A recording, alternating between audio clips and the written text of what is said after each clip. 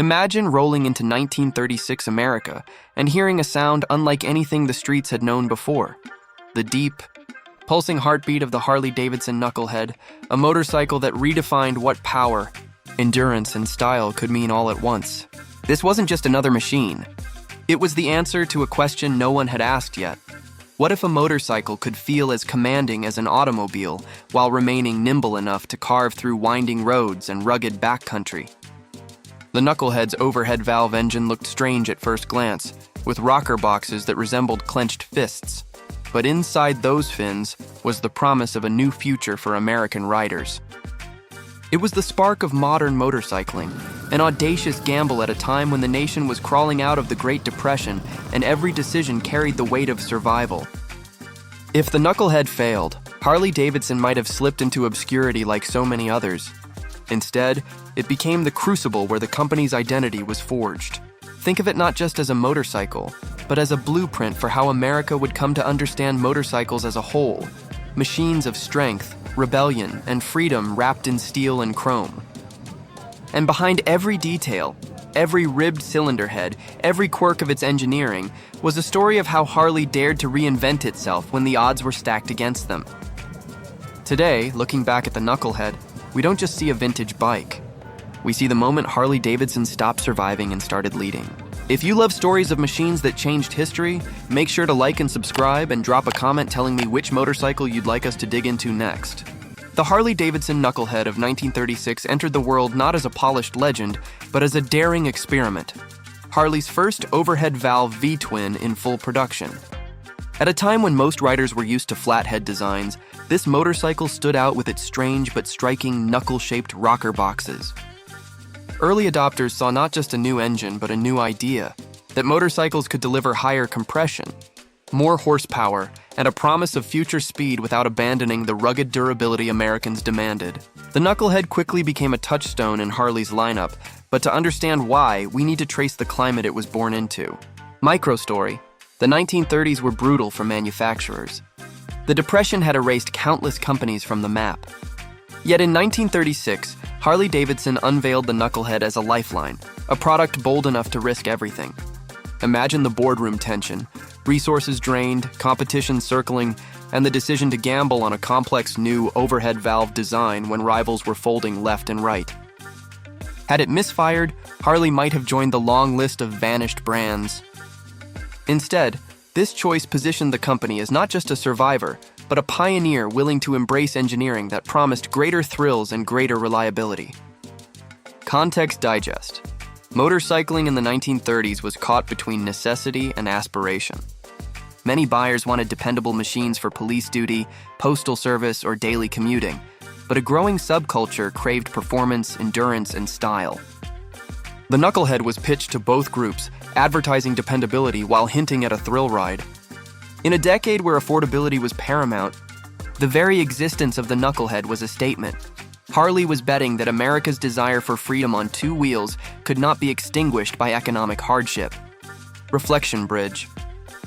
That willingness to take risks in desperate times became a defining trait of Harley-Davidson's identity, shaping how riders perceived not only the Knucklehead, but every model that followed. Microstory. The look of the Knucklehead was as radical as its internals. Those knuckled rocker covers weren't just engineering, they became iconic styling cues. Riders who had grown up with flatheads suddenly saw a machine that looked muscular, almost aggressive, even when standing still. Photographs from the era show riders proudly posing with their Knuckleheads, the polished tanks reflecting light like jewelry against an otherwise austere Depression-era backdrop. This wasn't just transportation, it was a symbol of resilience, a reminder that beauty and boldness could exist in a world still licking its wounds. Context digest. Technologically, the Knucklehead's overhead valves meant better airflow, higher efficiency, and more power than flathead rivals. Its 61 cubic inch engine generated around 40 horsepower, numbers that may sound modest now, but were groundbreaking in 1936. For riders, this meant climbing hills with confidence, maintaining highway speeds more comfortably, and carrying passengers without straining the engine. To police officers and service fleets, the Knucklehead offered more reliable pursuit and patrol capabilities. For enthusiasts, it was the difference between merely riding and truly conquering the road. Micro story: owners began pushing the Knucklehead far beyond factory intent. Stories circulate of cross-country trips where knuckleheads devoured thousands of miles with little complaint, cementing a reputation for endurance. Riders in dusty backroads of the Midwest or desert stretches of the West relied on them, trusting the new valve system would hold up where others failed. In this way, the Knucklehead became less a curiosity and more a partner in survival, threading itself into the American story of perseverance. Those tales spread fast, and soon the Knucklehead wasn't just an option, it was the aspiration. Reflection bridge. By setting new benchmarks for both performance and reliability, the Knucklehead effectively raised expectations for what a motorcycle should be, challenging competitors to either evolve or fade. Context digest. The Depression also shaped who could afford a Knucklehead and what it meant to own one. With money scarce, buyers who invested in a Knucklehead weren't just making a purchase. They were making a declaration of priorities. They wanted more than utility. They wanted identity, pride, and an emblem of survival. That cultural layer gave the Knucklehead a mythic quality. Every sight of one on the road carried echoes of rebellion and determination. Micro story. Within Harley-Davidson's own factory, the Knucklehead was no easy machine to produce. Overhead valve technology meant precision machining, tighter tolerances, and new challenges for mechanics used to the simplicity of flatheads. Mistakes could be costly, yet the company persisted. Engineers refined oil circulation, improved cooling, and worked tirelessly to make sure the bike would stand up to America's unforgiving terrain. Those efforts weren't just about selling motorcycles. They were about proving that Harley could master advanced technology while others cut corners. That relentless pursuit of quality kept riders loyal and paved the way for Harley's survival into the post-war boom. Micro story. Consider the effect the Knucklehead had on motorcycle clubs that were just beginning to take shape. The increased power and distinctive look made it the natural choice for riders forming identities around their machines. In garages and backyards, mechanics modified Knuckleheads, stripping weight, adding custom touches, and creating early blueprints of what would later become chopper culture. Without the Knucklehead, the DNA of American motorcycle customization might have looked very different. Its impact was cultural as much as mechanical. Micro story. The bike's reputation also grew through official channels. Police departments adopted Knuckleheads for their power and endurance, trusting them for city patrols and long-distance chases. That official stamp of approval gave the bike credibility, while simultaneously putting it in the public eye as a machine of authority and strength. For young riders watching a Knucklehead roar past with sirens blaring, it became clear, this wasn't just a bike, it was the bike. Reflection bridge. From factory floor to highway patrol to underground garages, the Knucklehead's influence spread in every direction, reshaping both industry and culture. Micro story. Wartime loomed on the horizon, and although the Knucklehead itself would not be the main military workhorse, its engineering advancements influenced the designs that followed. Riders who had cut their teeth on Knuckleheads carried their expectations into service, and Harley's reputation as a builder of dependable, powerful machines only deepened. The war years would cement Harley-Davidson's dominance, but the Knucklehead had already lit the fuse. Context digest. By the end of its run in 1947, the Knucklehead had become a symbol of survival, adaptation, and ambition. It bridged the harsh years of the Depression and the transformations of wartime America. When people talk about Harley-Davidson as an emblem of freedom, grit, and American identity, the Knucklehead is often the quiet origin point. Its story is not just mechanical, it's cultural, economic, and emotional. Micro story. Riders who restored or preserved Knuckleheads in later decades became guardians of history. They knew they weren't just maintaining a machine, they were preserving the very moment Harley-Davidson proved it could leap forward without losing its soul.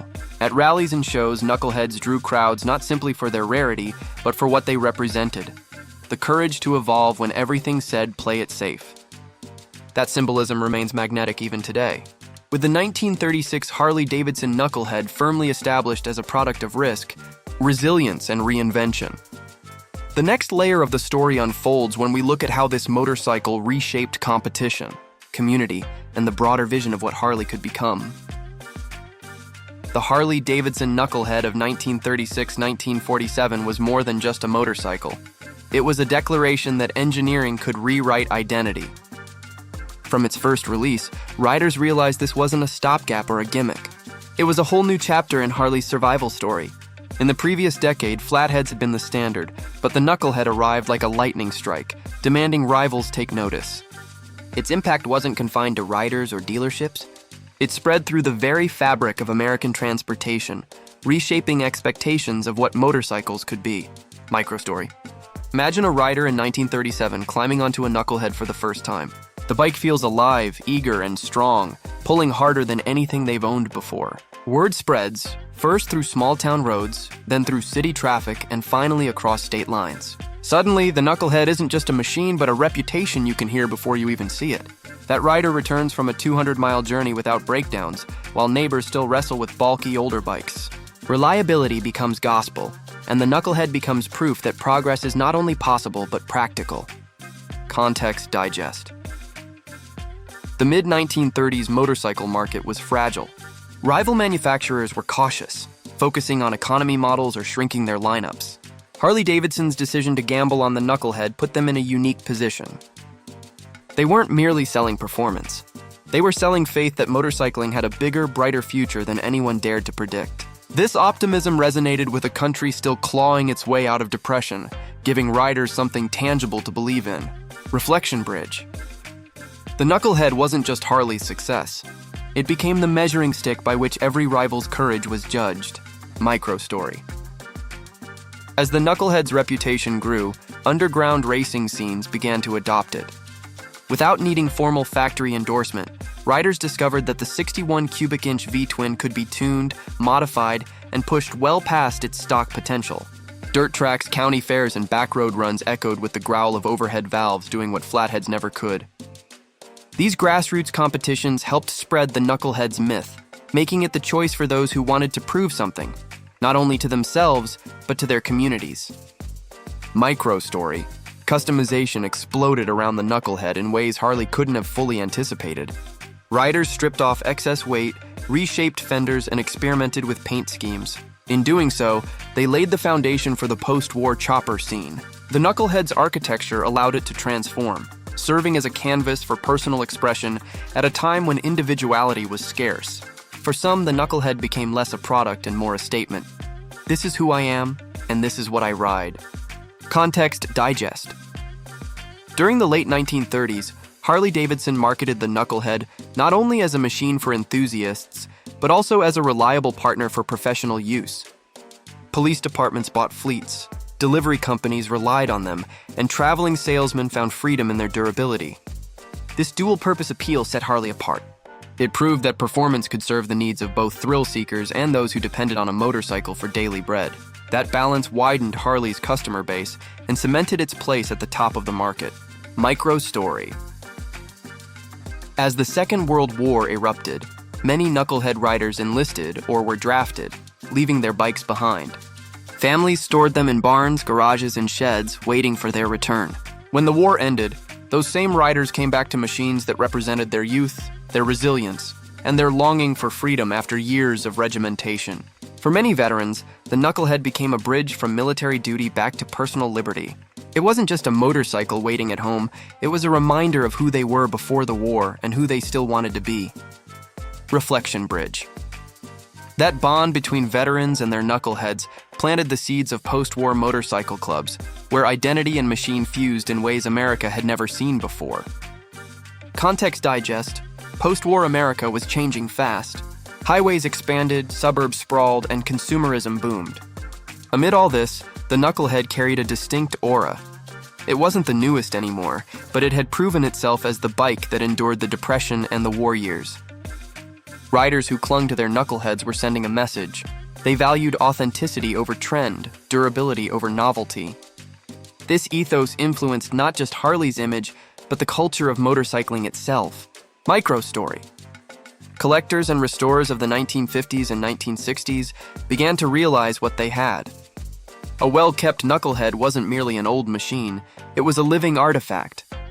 Motorcycle magazines of the time ran features on restored Knuckleheads, and enthusiasts began swapping stories of where they'd found one, often in barns or forgotten sheds. Each discovery carried an almost archaeological excitement, as if unearthing a treasure from America's mechanical past. Micro-story. The Knucklehead also sparked heated debates in garages and coffee shops. Purists argued it was Harley's purest design, a balance of style and function never quite replicated. Others pointed out its quirks, oil leaks, tricky maintenance, and the need for careful tuning.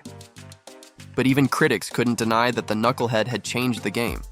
The fact that it could inspire such debate decades later underscored its cultural weight. Reflection bridge.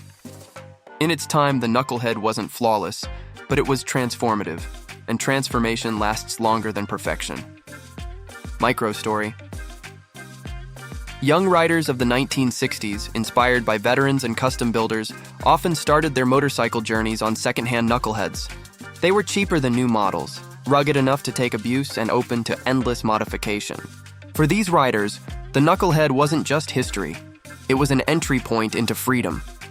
The very idea that an old machine could still compete, still inspire, still roar down a highway at speed, gave the Knucklehead an aura no showroom model could match. Micro-story. Over time, Harley-Davidson itself leaned into the legend. Advertisements and promotional material referenced the Knucklehead as the genesis of modern Harley engineering. The company understood that nostalgia was powerful, but more importantly, it understood that the Knucklehead had earned its place as the root of Harley's mythos. By celebrating it, Harley wasn't just selling new bikes, it was selling a legacy that began in 1936.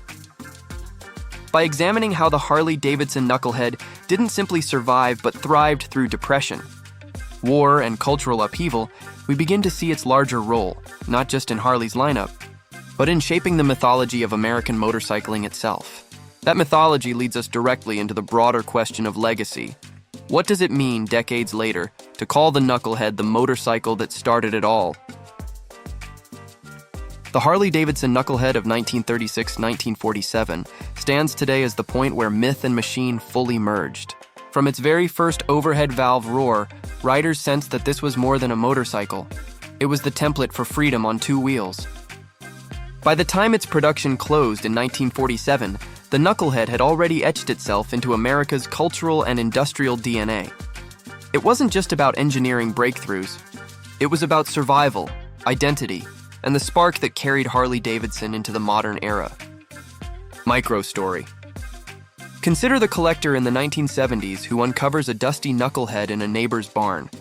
The machine is rusted, tires flat, yet the outline of greatness remains. Bringing it back to life becomes a pilgrimage, not a project. Every bolt turned reconnects them with the past. Every polished rocker box tells the story of 1936, when this machine redefined what motorcycles could be. By the time the engine fires again, it isn't just metal. It's memory, endurance, and triumph. Context digest. The U.S. motorcycle market has always been volatile, shaped by recessions, wars, and shifting tastes. What makes the Knucklehead so unique is how it managed to remain relevant across these shifts. While newer models like the Panhead or Shovelhead eventually arrived, riders continued to revere the Knucklehead as the moment Harley-Davidson proved it could master advanced technology without losing rugged character. This balance of progress and tradition became a brand blueprint. Reflection bridge. The Knucklehead was never simply retired, it evolved into legend. Micro-story. Motorcycle clubs across post-war America carried Knuckleheads at their core. They were the bikes veterans trusted, the machines that outsiders noticed, and the loud declaration of a lifestyle forming on America's highways. Even as newer Harleys entered the scene, the Knucklehead's distinctive sound and silhouette kept it as a badge of honor. For early club members, riding one meant authenticity, a direct connection to the roots of American motorcycling culture. Micro-story. For Harley-Davidson itself, the Knucklehead created a legacy of firsts. It was the first successful overhead valve V-twin, the first to truly embody the blend of performance and reliability that would define every Harley after it. Internally, the company recognized the Knucklehead as the lifeline that had carried them through the Depression. Without it, Harley-Davidson might not have survived long enough to become the cultural powerhouse it is today. That awareness fueled the pride Harley still projects when honoring its past. Context digest. By the late 20th century, restored Knuckleheads commanded respect and high prices at auctions and rallies. Enthusiasts weren't paying for horsepower, they were paying for the story. To own a Knucklehead meant to hold a piece of history, a direct link to the bold leap that preserved Harley-Davidson's future. This reverence turned the Knucklehead into more than an antique. It became a relic of innovation under pressure. Micro story. A rider in the 2000s might take a Knucklehead out on a sunny Sunday, not to break speed records, but to connect with something larger. Every vibration, every shift of gears becomes a reminder that they are riding the very motorcycle that made Harley-Davidson what it is. Onlookers recognize it instantly, not just for its knuckle-shaped rocker boxes, but for the aura it carries. The ride becomes living history, not nostalgia. Reflection bridge. Few machines can claim to shape both an industry's survival and an entire culture's identity. The Knucklehead can. Micro story. Custom builders today still draw on the Knucklehead silhouette. Whether in bobbers, choppers, or show bikes, the influence is undeniable. Even riders who will never own one feel its legacy every time they throw a leg over a Harley, because the DNA of the Knucklehead, its defiance, its power, its endurance, still pulses through every model. That continuity is rare in any industry, but for Harley-Davidson, it is the foundation of its mythology. Context digest. Looking back, the Knucklehead's influence isn't just mechanical or cultural, it's philosophical. It taught Harley-Davidson, and by extension American motorcycling, that risk is necessary, that survival isn't enough, and that true leadership comes from daring to reinvent. This lesson continues to echo as Harley faces modern challenges of new technology, shifting markets, and changing rider demographics. The Knucklehead remains the reminder that boldness pays dividends. Micro story. Even at today's rallies, when a Knucklehead rumbles past, crowds turn. Younger riders who may never have seen one in person feel the magnetism. It is as if time pauses, the sound bridging generations, the silhouette connecting Depression-era roads with modern highways. That visceral reaction, spine tingling, heart racing, proves the Knucklehead still lives, not as an artifact in a museum, but as a legend on the move. And so, the Harley-Davidson Knucklehead of 1936-1947 closes its story not in silence, but in resonance. It showed that innovation could save a company, that style could inspire identity, and that a machine could evolve into mythology. The question of why the Knucklehead matters has an answer etched in steel. Because it was the moment Harley-Davidson didn't just survive, it became immortal. With that immortality in mind, we turn to the larger reflection, what this legacy means today for collectors, riders, and anyone who sees freedom in the shape of a motorcycle. The Harley-Davidson Knucklehead of 1936-1947 leaves us with more than nostalgia. It leaves a roadmap for how machines can shape identity, markets, and even national mythology. Across this journey, we've seen how it emerged during the darkest days of the Depression, how it carried Harley-Davidson through war and upheaval, and how it became the machine that defined post-war motorcycling culture. What makes it extraordinary is that its impact goes beyond mechanical numbers. Its true legacy is in the way it connected riders to something bigger than themselves. In practical terms, owning a Knucklehead today is not about performance. It is about preservation. Collectors face the reality of sourcing rare parts, maintaining delicate systems, and handling an engine that demands careful attention. Yet that very challenge is what draws enthusiasts, the knowledge that they are caretakers of history. When a Knucklehead fires up, it isn't about speed records. It's about continuity, a visceral reminder that this machine once carried America into a new era of motorcycling. Market-wise, the Knucklehead stands as one of the most desirable vintage Harleys. Auction prices remain high, not only because of rarity, but because every buyer is acquiring a story. The gamble Harley took, the culture it inspired, the freedom it promised. Unlike many collector machines that fade into obscurity, the Knucklehead continues to appreciate in value, precisely because its legend grows with each passing year. It has become a currency of credibility among enthusiasts.